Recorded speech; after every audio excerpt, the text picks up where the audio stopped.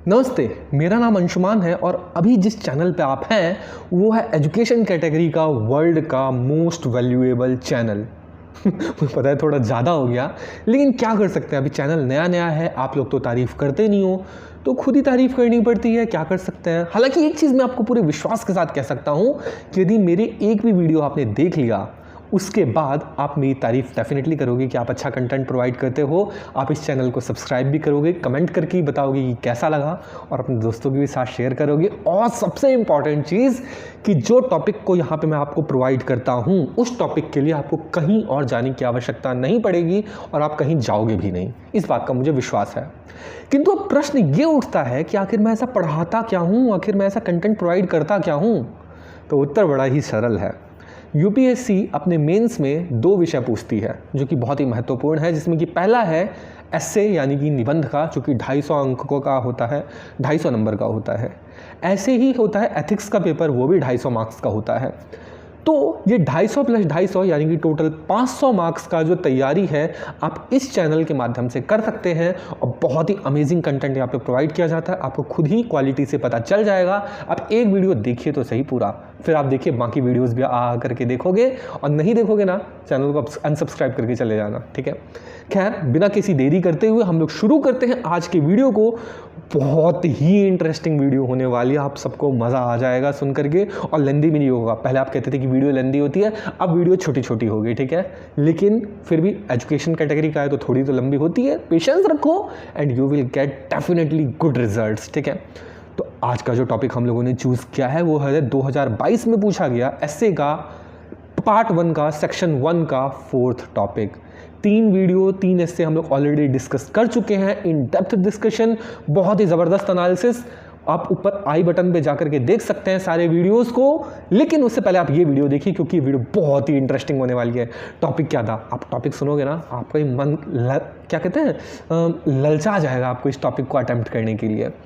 Topic है a ship in a harbour is safe but this is not what ship is for. Hindi में कहें, जहाज बंदरगाह के भीतर सुरक्षित होता है परंतु इसके लिए तो वह होता नहीं है।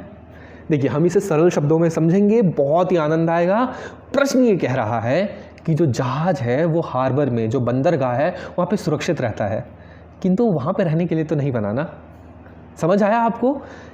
आप किसी चीज़ को सुरक्षित रखते हो, वहाँ पे सुरक्षित तो रह सकता है, किंतु क्या वो उसी चीज़ के लिए बना हुआ है, क्या उसे सुरक्षित रखने के लिए बना हुआ है। बहुत ही इंटरेस्टिंग टॉपिक है, इसको हम लोग डिस्कस करते हैं, ठीक है।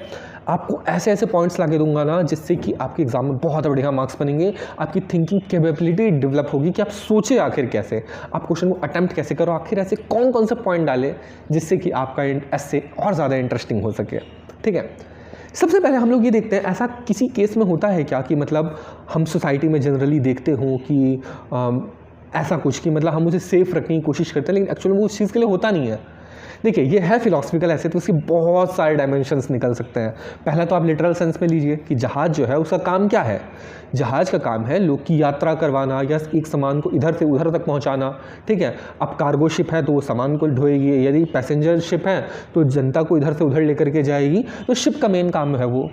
अब यदि समुद्र में जाएगी तो समुद्री लुटेरे उसे लूट सकते हैं, उसमें जंग लग सकता है, उसका मोटर फूंक सकता है, कुछ हो सकता है, वहाँ पे शिप जो है उसको समस्या होगी। तो अब इसका सोल्यूशन क्या, आप उसे बंदरगाह में बिठा के रख लो, वहाँ पे एकदम सुरक्षित रहेगी, वहाँ पे कोई दिक्कत नहीं है। किंतु क्या शिप, क्या जहाज उस काम के लिए बना है? क्या जहाज बंदरगाह में बैठे रहने के लिए बना है?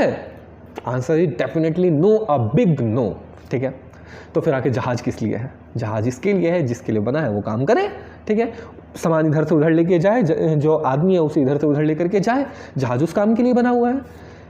ये तो हो गया लिटरल सेंस में, आपने स्टार्ट किया खत्म कर दिया। किंतु है ये फिलोसफिकल टॉपिक, आपको डिफरेंट डायमेंशंस इसमें देखने पड़ेंगे, खोजने पड़ेंगे और उसके अकॉर्डिंग अपनी बातों को प्रूफ करना पड़ेगा कि जो आप ये कहे हो ना, ये हर एक एंगल से ये बात सच है। और यदि आप अपोजिशन में जा रहे हो ना, तब भी आपको उसे जस्टिफाई करना पड़ेगा अपने लॉजिक्स के बेसिस पे, अपने डेटा के बेसिस पे, अपने आर्ग्यूमेंट्स के बेसिस पे, ठीक है। तो अब हम देखते हैं ऐसा जनरली किस केस में होता है। ऐसा आपने देखा होगा लड़कियों के केस में, ठीक है। जनरली हम लोग क्या देखते हैं कि ए लड़की तुम उधर मत जाओ, रात में मत जाओ, उधर बाहर अकेले मत घूमो, जाना है तो उसके साथ जाओ, वहाँ पे तुम्हें खतरा है, तुम वहाँ पे अकेले नहीं काम नहीं कर सकती, तुम्हें ये काम नहीं करना चाहिए, ये तुम्हारे लिए हार्मफुल है, तुम शराब नहीं पी सकती, लड़का शराब पी चलेगा, लड़की शराब नहीं पी सकती, ठीक है, इट्स हार्मफुल फॉर यू, ठीक है, और भी बहुत सारी चीज़ें। किंतु क्या लड़कियाँ सेफ़ रहने के लिए बनी है कि नहीं, हमें तो भाई घर में बिठा लो, घर में बिठा, हमें सेफ़ रहना, हमें और कुछ नहीं करना है, हमारा एक ही पर्पज़ है जीवन का, हमारा एक ही उद्देश्य है जीवन का, सुरक्षित रहना। क्या इसके लिए बनी है लड़कियाँ? बताइए। देखिए, मैं शराब वगैरह का कभी समर्थन नहीं करता हूँ, ठीक है, तो डेफिनेटली लड़कियों को नहीं पीनी चाहिए शराब, ठीक है, मेरा ये थॉट है, किंतु लड़कों को भी नहीं पीनी चाहिए, मेरा ये भी थॉट है। और इनकेस अगर लड़के पी ही रहे हैं ना, तो आप उन्हें बराबरी करने की आवश्यकता नहीं है, आप मत पियो, कम से कम आप अपने आप को सुरक्षित रखो। लड़के पी रहे हैं ना, वो अपने आप को बर्बाद ही कर रहे हैं, तो उनकी बराबरी करने की आवश्यकता नहीं है आपको, ठीक है। तो मैं उस थॉट का हूँ। हालांकि आप सेफ करने की बात करते हो ना, तो आप उनका मेन पर्पस भूल जाते हो। लड़कियां कितना सब कुछ कर सकती है, देश को एडमिनिस्टर कर सकती है, देश की राष्ट्रपति बन सकती है। आपने देखा 2-2 राष्ट्रपति अब तो हमारे पास हो गई है। पहली कौन थी? प्रतिभा देवी सिंह पाटिल। अब कौन है? द्रौपदी मुर्मू, ठीक है। तो ये सब काम कर सकते हैं। यदि वो सेफ्टी के बारे में सोचे तो क्या ये सब कर पाएंगे? Definitely not. एक और एग्जाम्पल लेते हैं कि प्रोटेक्टिव पेरेंट्स, जो पेरेंट्स होते हैं बड़े ही प्रोटेक्टिव होते हैं, ठीक है। प्रोटेक्टिव का अर्थ क्या? वो हमेशा ये सोचते हैं कि मेरे बच्चे हमेशा सुरक्षित रहें। इस चक्कर में क्या होता है कि वो उन्हें उतनी स्वतंत्रता नहीं देते हैं। कहते हैं नहीं नहीं, तुम वो काम मत करो, वो ऐसे करोगे तो पाँव फूक जाएगा, ठीक है, वो मारेगा, तुम कोई चोरी नहीं करनी, तुम्हें कोई परेशान नहीं करना किसी को।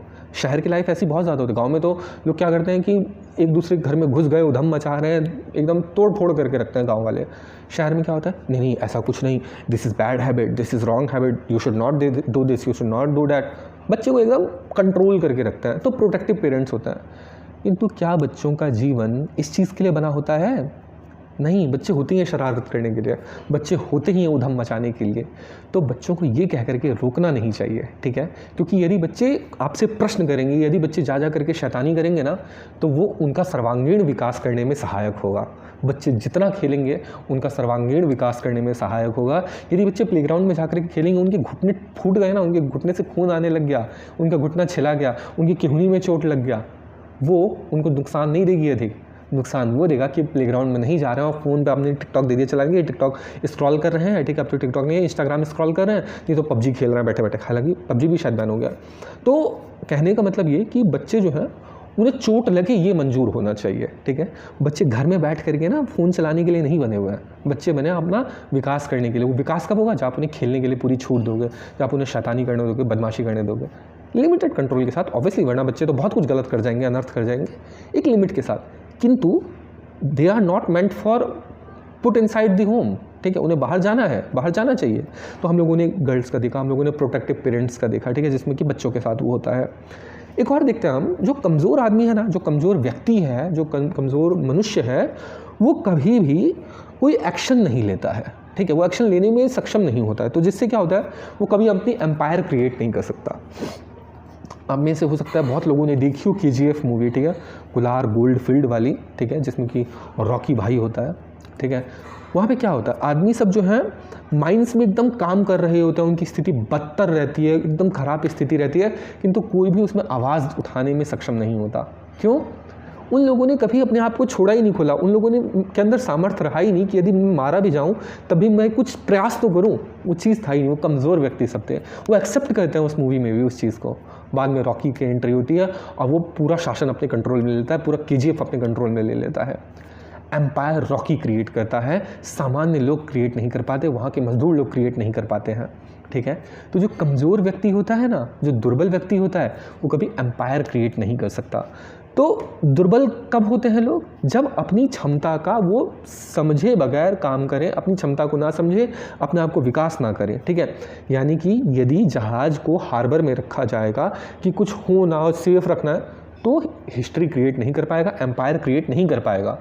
माइंस में उन लोग को रहना मंजूर था, दिन भर खटना मंजूर था, विद्रोह करना मंजूर नहीं था। कहीं अगर गोली मार दिया तो अरे भाई, काहे का डरना गोली से? हम लोग अगर यही सोचते रहते, आज हम लोग आज़ाद हो पाते, स्वतंत्र हो पाते? नहीं ना। कितने लोगों ने बलिदान दिया अपना देश की स्वतंत्रता के लिए, ऐसे ही थोड़ी हो जाता है। तो यदि आपको स्वतंत्रता चाहिए, यदि आपको अपना एम्पायर क्रिएट करना है, आपको अपना रक्त बहाना ही पड़ेगा।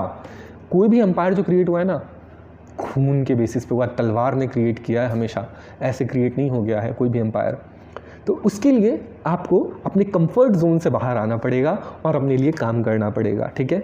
आप सेफ रहना चाहोगे, सेफ रह सकते हो, लेकिन आप एम्पायर क्रिएट नहीं कर सकते, ठीक है। एक और एग्जांपल लेते हैं। हम लोग सोचते हैं कि बैंक्स में रख देते हैं अपने पैसे को, बैंक में रख देते हैं सेविंग बैंक में, वहाँ से हमें कुछ कुछ प्रॉफिट मिलेगा, ठीक है। कुछ लोग थोड़ा दिमाग लगाते हैं, कहते हैं कि नहीं हम तो एफडी में कर देते हैं, उसमें थोड़ा ज़्यादा रिटर्न मिलेगा। किंतु मैं आप सबसे पूछना चाहता हूँ, आप बैंक में नॉर्मल रखिए या एफडी करवाइए, क्या आपका पैसा सुरक्षित है? देखिए, आप यूपीएससी की तैयारी करने वाले हैं तो आपको तो डेफिनेटली पता होना चाहिए इन्फ्लेशन का कंसेप्ट। यदि आप एफडी भी करवा रखे ना, आपको 6% का इंटरेस्ट रेट मिल भी रहा है, तभी इन्फ्लेशन 6% से अधिक है, ठीक है। तो आप अपने पैसे को किल कर रहे हो, ठीक है। आपने अगर 100 रुपये रखा ना आज, आपको उसमें 4% का अगर इंटरेस्ट मिला भी, 5% का मिला भी, लेकिन अगर 8% इन्फ्लेशन चला गया तो आपका 100 रुपये 97 रुपये का हो चुका है 1 साल बाद, ठीक है। तो आपका पैसा घट रहा है उसमें डालने से। लेकिन हम क्या करते हैं, चूँकि सुरक्षित हमें रखना है इसलिए हम एफडी करवा देंगे, हम उसे स्टॉक मार्केट में नहीं लगाएंगे, क्योंकि स्टॉक्स में रिस्क है, ठीक है। वहाँ पे आपका पैसा कम भी हो सकता है, ज़्यादा भी हो सकता है, ठीक है। हम लोग इस लाइन को फॉलो नहीं करते कि रिस्क है तो इश्क है, ठीक है, वही है ना, हाँ ठीक है, जो भी। तो इश्क है तो रिश्क है, पता नहीं कुछ ऐसा ही डायलॉग था जो भी। तो कहने का तात्पर्य ये है कि हम लोग अपने आप को सेफ रखने का ध्यान देते हैं, जिससे कि हम कुछ क्रिएट नहीं कर पाते। हम लोग पैसा आपको एफडी में रखने के लिए थोड़ी बना है, पैसा बना आपको ग्रो करने के लिए। और ग्रो आप कब कर सकते हो, जब आप किसी को लोन दोगे, जब आप किसी को अपना कहीं पे इन्वेस्ट करोगे किसी चीज़ को, बिना इन्वेस्ट किए नहीं होगा, बिना इन्वेस्टमेंट किए नहीं होगा कभी भी कुछ, ठीक है। आज आप यूपीएससी की प्रिपरेशन कर रहे हो, सब लोग सब आपने 2 साल 3 साल 4 साल आपने इसमें इन्वेस्ट किया है। ये थोड़ी सोचा आपने कि भाई मेरा ये समय बर्बाद हो रहा है, मुझे अपने आप को सेफ रखना है, मैं अगर जॉब करूँगा तो मैं इसमें ज़्यादा पैसा कमा लूँगा, मेरा तो जॉब का टाइम जो बर्बाद हो रहा है। आपने रिस्क लिया है ना, आपने सोचा है कि मैं कॉलेज के टाइम पे तैयारी करता हूँ, कॉलेज के बाद भी आप सोचोगे कि मैं 1 अटेम्प्ट 2 अटेम्प्ट ऐसे तैयारी करके दूँ, ठीक है, बिना इधर उधर कुछ किए। तो ये सब क्या है, ये सब रिस्क है। जब तक आप रिस्क नहीं लोगे आप यूपीएससी क्रैक नहीं कर सकते, ठीक है। आप वहाँ पे सोचोगे मैं अपने आप को सेफ रखूँ, नहीं मुझे कुछ नहीं करना, कुछ नहीं करना, आप कुछ नहीं कर पाओगे, आप कुछ नहीं कर पाओगे लिटरली, ठीक है। तो ये एक और एग्जाम्पल है। एक और एग्जाम्पल लेते हैं कि गैलीलियो के बारे में आपने सुना होगा, ठीक है। गैलीलियो ने बहुत सारे कंसेप्ट दिए कि सूरज जो है, सूरज के चारों बगल पृथ्वी घूमती है, धरती गोल है, ठीक है। पहले लोग क्या समझते थे कि जो अर्थ है वो स्टैटिक है, वो नहीं घूमती, बाकी सब जो है वो सब घूमते हैं। गैलीलियो ने कहा नहीं नहीं नहीं, धरती घूमती है, ठीक है, और वो सूरज के चक्कर काटती है। अब वो चाहते तो अपने हार्बर में रह सकते थे कि किसी को कुछ ना कहते, भाई वो भी क्रिश्चियन थे, ठीक है, क्रिश्चियनों के बीच में आराम से रहते, क्रिश्चियनिटी के बीच में किसी के खिलाफ नहीं बोलते, पादरियों के विरुद्ध कुछ नहीं बोलते, वो सेफ रहते। किंतु उन्होंने बोला और उनको एग्जीक्यूट कर दिया गया, उनको समाप्त कर दिया गया, उनकी हत्या कर दी गई, ठीक है। इससे आप क्या समझते हैं? बात यह है कि यदि आज गैलीलियो ने नहीं बताया होता तो आज गैलीलियो का नाम कोई नहीं जान रहा होता। यदि आपको अपना इतिहास बनाना है तो आपको गलत के विरुद्ध खड़ा होना पड़ेगा, आपको सच्चाई के साथ खड़ा होना पड़ेगा, चाहे वो कितना ही कठिन क्यों ना हो, उसे एक्सेप्ट करना। You should always stand by truth, ठीक है। उन्होंने इस चीज़ की परवाह नहीं की कि भाई मेरे साथ क्या होगा और लोग मुझे मार देंगे। उन्हें पता था पहले से कि ऐसी सोसाइटी है कि वो एक्सेप्ट नहीं करेगी ट्रूथ को। स्टिल उसने ये बात को कहा कि नहीं, मैं सच्चाई बोलूँगा। वो अपने हार्बर से बाहर निकले, क्योंकि Galileo was not meant to put inside the harbour, ठीक है। गैलीलियो शांत रहने वाले बने ही नहीं थे। एक और एग्जाम्पल लेते हैं। तलवार को, जो तलवार होती है, हम उसे म्यान में रखते हैं, ठीक है। म्यान आपने देखा होगा। क्या तलवार जो है म्यान में रखने के लिए बनी है? नहीं, तलवार का हमें उपयोग करना पड़ता है, हमें लड़ना होता है तलवार से। म्यान में आप कुछ समय के लिए सुरक्षित रख रहे होते हो, जबकि आपको युद्ध नहीं लड़ना। लेकिन जब आपको युद्ध लड़ना है ना, आपको तलवार निकालनी होती है, ठीक है, और निकाल करके लड़ना होता है। जब तक आप तलवार निकाल के लड़ोगे नहीं ना, तब तक आप युद्ध को जीत नहीं सकते। तो तलवार को म्यान आवश्यक है, किंतु उससे अधिक आवश्यक है उसे निकाल करके युद्ध करना। The sword is not meant to be kept in the म्यान, ठीक है। इसे बाहर निकाल के लड़ने के लिए बना है तलवार, ठीक है। एक और एग्जाम्पल हम लोग लेते हैं इसी से, गैलीलियो से रिलेटेड। हम एजुकेशन लेते हैं, ठीक है। एजुकेशन का पर्पज़ क्या है? एजुकेशन का पर्पज़ है कि हम उस चीज़ को गलत से सही रास्ते पर आते जाएं धीरे धीरे, ठीक है। किंतु लोग को हमेशा डर लगा रहता है कि हम ये कैसे बोलें, ये बोलना उचित रहेगा कि नहीं। आज सिंपल सी बात देखिए, आप नोटिस करते होंगे कोई भी धर्म के विरुद्ध कुछ नहीं बोल पाता है आज के समय में भी, ठीक है। क्यों नहीं बोल पाता? हालांकि धर्म के विरुद्ध बोल लेते हैं, मजहब के खिलाफ नहीं बोल पाते लोग। स्टिल लोग धर्म के विरुद्ध भी नहीं बोलना चाहते। क्यों? क्योंकि उनके मन में भय है कि हम सच्चाई नहीं बोल सकते, ठीक है। अब सेम चीज़ रखिए, धर्म के समर्थन में भी लोग खुल के नहीं आ सकते हैं। जैसे बड़ी विडंबना है ये कि जब आप शास्त्रों को पढ़ेंगे आपको उसमें ऐसी ऐसी बातें मिलेगी जो आप उसे पचा नहीं पाओगे। आपको लगेगा ये कैसे लिखा हो सकता है, this can not be possible. ठीक है, हमारे शास्त्र ऐसे नहीं हो सकते किंतु आपके शास्त्र ऐसे हैं। ठीक है, आपको उस चीज़ की समझ नहीं है, आपने वो समझ डेवलप नहीं की है कि आखिर इसका कहने का तात्पर्य क्या है, ये कहा क्यों गया है, इसका अर्थ क्या है, आपने इसे नहीं समझा है। किंतु आज वो आप बोलने में कंफर्टेबल फील नहीं करेंगे। और इसी अनकंफर्टेबलनेस को दूर करने के लिए मैं बहुत जल्दी एक सीरीज़ शुरू करने वाला हूँ जिसमें कि आपको डिफरेंट पर्सपेक्टिव दिए जाएंगे, कास्ट के ऊपर, रिलीजन के ऊपर, मैरिज के ऊपर, बाकी सारे कर्तव्यों के ऊपर, हमारे किसके प्रति क्या कर्तव्य है, उन सब के ऊपर आपको वीडियो में ला करके देता जाऊँगा जो कि आपको बहुत ही अधिक ज्ञानवर्धन करेंगे। किंतु उससे पहले हम ये देखते हैं कि आज आप खुल करके कोई चीज़ नहीं बोल सकते, ना आप धर्म के समर्थन में कोई चीज़ खुल करके बोल सकते हो, ना ही धर्म के विरुद्ध कोई चीज़ बोल सकते हो। ठीक है, तो आपके जीवन का उद्देश्य क्या रहा? क्या एजुकेशन जो है वो इसके लिए बनी है कि आप एकदम मुंह पे टेप चिपका लो और बैठे रहो? नहीं, उसके लिए नहीं बनी, किंतु हो वही रहा है। ठीक है, एक श्लोक है ना कि व्यय कृते वर्धते एव नित्यं विद्याधनम सर्वधनम प्रधानम। ठीक है, व्यय कृते वर्धते एव नित्यं, व्यय करने से जितना आप व्यय करोगे, जितना आप उसे खर्च करोगे, उतना विद्या बढ़ती है। आज आप व्यय करना ही नहीं चाहते, आज आपको डर लगता है बोलने में, और जब बोलोगे तो अब ऑब्वियसली कॉन्सिक्वेंस झेलने पड़ेंगे, लेकिन you should be ready for that. लेकिन आप बोलोगे नहीं, आपको डर लगेगा उस चीज़ का। आप यदि सेकुलर नहीं हो तब भी आपको अपने आप को सेकुलर दिखाना है, यदि आप सेकुलर हो तब भी आपको कई बार दिखाना पड़ जाता है वैसे लोग के बीच में, नहीं हम तो सेकुलर नहीं है, हम अपने आप को लेकर कुछ ज़्यादा ही कट्टर हैं। दोनों केसेस में वही है, आप अपने आप को कभी खुल करके प्रेजेंट नहीं करते हो। जब प्रेजेंट नहीं करोगे तो आपके पढ़ाई का मतलब क्या? अब बताओ मुझे। एजुकेशन आपकी बर्बाद है, पैसा बर्बाद कर दिया आपके माता पिता ने आपके ऊपर। ठीक है, ये बात है। यही कहा गया है कि जहाज जो है वो हार्बर में सेफ तो रह सकते, लेकिन वो उसके लिए बनी नहीं है। यदि आप मनुष्य हो ना, तो मनुष्य का कर्तव्य है सत्य बोलना, अपने कर्तव्य का पालन करना। ठीक है, मनुष्य वही है जो मनु का संतान हो। आप मनु के संतान हो तो आपको उसके बारे में सत्य बोलने में हिचकना नहीं चाहिए, किंतु सत्य बोलने से पहले आपको सत्य समझना भी तो पड़ेगा। वो कहाँ से समझोगे? वही सारी बातें हैं, बहुत सी बातें हैं इसमें कहने के लिए, किंतु इसका मेन उद्देश्य ये है कि आप इसमें अलग अलग एग्जाम्पल्स दीजिए और दिखाइए कैसे आप, यदि आप वो चीज़ नहीं करते हैं तो आपका क्या नुकसान हो सकता है। यदि तलवार को म्यान नहीं रहने दी जाए तो आप युद्ध हार जाएंगे। यदि आप सत्य ना बोले तो जो संसार है वो असत्य को ही स्वीकार करता रहेगा हमेशा। यदि आप पावरफुल नहीं होंगे, यदि आप एकदम बहुत ज़्यादा कमज़ोर होंगे तो क्या होगा? आप एम्पायर क्रिएट नहीं कर पाएंगे। यदि आप लड़की को घर में रखेंगे वो बाकी सारे काम नहीं कर पाएगी, बड़े बड़े वो देश की राष्ट्रपति नहीं बन पाएगी। यदि आप बच्चे को बहुत ज़्यादा प्रोटेक्ट करके रखोगे तो आपके बच्चे का सर्वांगीण विकास नहीं हो पाएगा। इस प्रकार से आप एग्जाम्पल्स दे सकते हैं और अपने एस्से को बहुत सॉलिड, बहुत रॉकिंग बना सकते हैं। ठीक है, तो इस नोट पे हम लोग इस वीडियो को एंड करते हैं। आई होप कि आपको वीडियो पसंद आया होगा। यदि पसंद आया ना तो नीचे कमेंट करके बताइए कैसा लगा। बाय।